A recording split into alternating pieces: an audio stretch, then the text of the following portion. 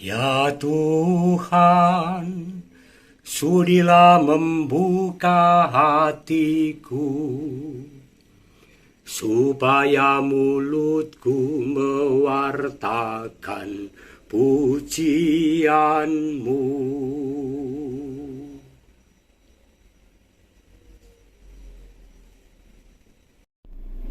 Halo saudari-saudara, terus kita rayakan anugerah kehidupan. Saya memulai aktivitas hari ini untuk beberapa hal yang akan saya lakukan. Saya sudah menyebutnya dalam YouTube lain hari ini. Ini saya keluar dari rumah menuju gang-gang sempit yang cukup untuk satu mobil untuk ke Jalan Kaliurang membeli pot-pot yang relatif saya kira harga paling murah di Watu Putih namanya. Murah, beli 5 selalu dapat gratisan 1, artinya menjadi setengah lusin, sedangkan harga per bijinya pun lebih murah dari toko-toko lain. Jadi Anda bisa membayangkannya betapa ini harga yang cukup baik. Karena saya sedang mengganti pot-pot tua yang ada di Wonogiri untuk keindahan lingkungan gereja.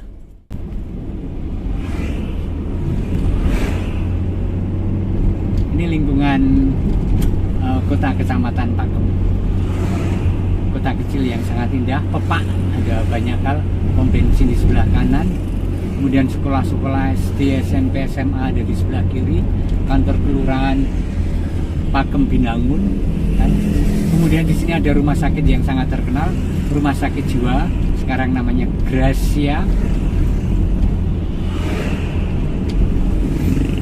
Sebelah kiri saya ini Gracia, itu depan itu IGD, ini kantor polisi, IGD, rumah sakit Gracia. Terus lalu kita akan melewati pasar Pakem. Pasarnya juga asik, pasar tradisional, asik. Di sini kalau pagi saya makan pecel yang sangat enak dengan gorengan-gorengan yang hangat baru digoreng. Dan ini adalah daerah pariwisata, jadi jam segini juga sudah ada bis pariwisata yang naik, yang membuat nanti siang jalan di sini akan macet seperti Anda lihat di sini karena pasar. Tetapi siang ditambah dengan bis-bis pariwisata. Kunjungan ke keluarga adik saya, sebenarnya bukan kunjungan, aku mau makan pagi dengan babi rica. Wah, dimasakan rica-rica babi. Kemudian nanti ke toko pot dulu, lalu ke rumah adik saya, lalu saya ke Pantai Rapi untuk vaksin hepatitis. Kemudian saya akan ke Sarjito untuk menjenguk ibu saya yang kemarin operasi. Depan saya ini adalah gereja Pakem yang terkenal dengan tempat pesiaran Sumur Kitiran Kencono, itu yang tulisan hijau depan itu. Nah, ini gerejanya itu, Sumur Kitiran Kencono. Anda bisa siarah di Pakem dan berdoa di gereja ini, ada Sumur Kitiran Kencono. Banyak orang datang ke situ untuk berdoa. Di sini ada banyak warung makan, kafe, dan segala hal yang ikonik. Anda pernah baca Kopi Klotok yang sebelah kiri saya ini ada tulisan banyak mobil masuk, nih mobil wisata-wisata Kopi Klotok. Nah ini ya kan, luar kota biasanya ramai sekali itu. Kemudian depan saya, kalau Anda pernah ke Jogja pasti kenal yang namanya Warung Raminten. Warung-warung Raminten itu besar di sini, kanan kiri jalan macam-macam, juga batik ada di sini. Ini pohon-pohon nanas ya, kalau Anda belum pernah lihat nanas, ini adalah nanas. Dan saya ke toko tanaman hias dan pot Watu Putih, ada banyak media ini di Jalan Kaliurang. Ini grosir, lihat, maka harganya sangat make sense, saya suka. Ada truk yang baru masuk, dan ini tanaman-tanaman hiasnya, bromelianya bagus-bagus itu, bagus. Dan saya akan masuk ke bagian pot yang saya ceritakan tadi itu potnya banyak sekali. Nah, saya akan memilih pot di sini. Nah, saya dalam perjalanan dari Jogja akan misa di Eromoko Wonogiri melalui jalan Antah Berantah. Kemudian menemukan tempat untuk minum kopi. Tempatnya sangat unik sekali ini, lihat. Saya akan duduk di sini. Agak gelap. Dan ternyata ini ada sendangnya. Ini sendang apa jenenge, Mas? Ini buyuk, Pak. Buyuk. Oh, nganu desane? Desane Karang Talun Jetis Kidul, Desa Buyuk. Nah, ini ada semacam ada sendangnya, ada airnya. Dan tentu saja ini adalah pohon yang sangat besar. Wah. Dan aku mau minum kopi di tempatnya masnya ini. Nah, kita minum kopi. Lalu nanti misa.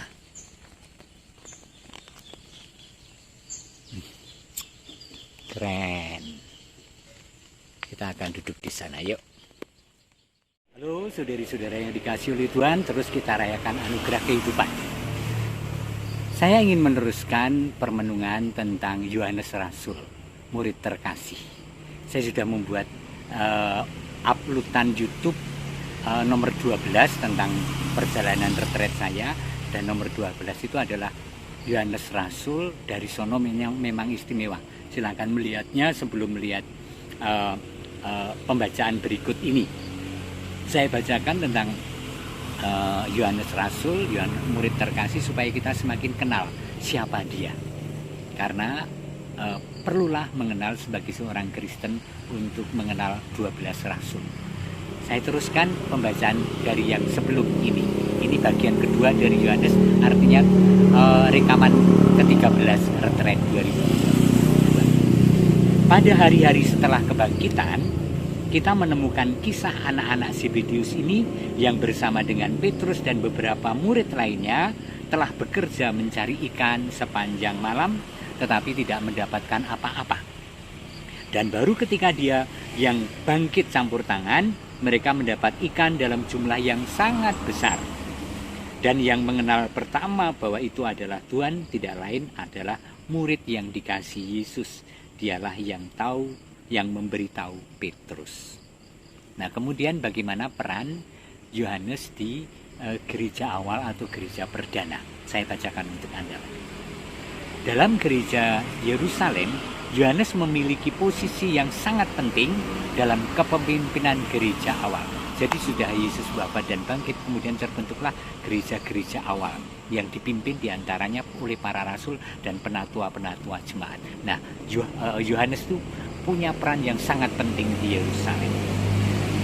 Paulus menyebutnya sebagai soko guru jemaat, Galatia 2:9. Dalam kisah para rasul, Lukas juga menunjukkan bagaimana Yohanes bersama Petrus pergi berdoa ke dalam bait Allah. Atau bagaimana mereka tampil di depan sidang mahkamah agama untuk menyampaikan kesaksian iman akan Yesus Kristus. Anda perlu membaca kisah para rasul, terutama bab 4, yaitu ketika Petrus dan Yohanes menyembuhkan seorang yang lumpuh, masyarakat gempar, mereka ditangkap dan diadili. Dan bagaimana Petrus dan Yohanes itu di depan sidang memberi kesaksian yang berkobar-kobar, yang nanti pasti akan memubarkan semangat Anda bersama saya. Ketika kepada mereka hakim mengatakan, sudah dilarang kok kamu melakukan, gitu kan? Dan mereka menjawab, Yohanes menjawab demikian, sebab tidak mungkin bagi kami untuk tidak berkata-kata tentang apa yang telah kami lihat dan apa yang telah kami dengar. Mereka dilarang untuk menceritakan tentang Yesus. Tetapi ditangkap dan disidang, mereka malah mengatakan, tidak mungkin kami tidak bersaksi tentang apa yang telah kami lihat. Dia luar biasa ya. Anda dan saya adalah orang yang melihat keselamatan, melihat juru selamat, mengalami dalam hidup. Maka sewajarnya juga kalau kita pun berseru bersama Yohanes ini, tidak mungkin saya tidak berbicara, tidak memberi kesaksian tentang apa yang memang membawa keselamatan bagi setiap orang, dan kami mengalami itu. Amin. Terus, justru di sini keberanian yang mengagumkan dalam pengakuan iman seperti para rasul ini selalu menjadi teladan dan peringatan bagi kita untuk siap mewartakan Kristus dengan teguh dan setia, dan mengandalkan iman kepada Kristus itu di atas dari semua perhitungan dan perhatian manusiawi kita. Dahsyat ya. Menurut tradisi, Yohanes disebut murid yang dikasihi, yang dalam keempat Injil pada perjamuan terakhir dikisahkan kepalanya bersandar di dada gurunya. Saya lompati. Penghormatan kepada Yohanes Rasul tersebar di kota Efesus, yang menurut tradisi menjadi tempat ia berkarya bertahun-tahun. Akhirnya wafat di usia yang sangat tua pada zaman pemerintahan Kaisar Trajanus. Di Efesus abad keempat didirikan basilika besar menghormati Santo Yohanes Rasul ini, dan reruntuhannya pada hari ini masih bisa dibayangkan. Yuk, semangat untuk beriman, mewartakan seperti Yohanes Rasul. Tuhan memberkati Anda dan keluarga Bapak Putra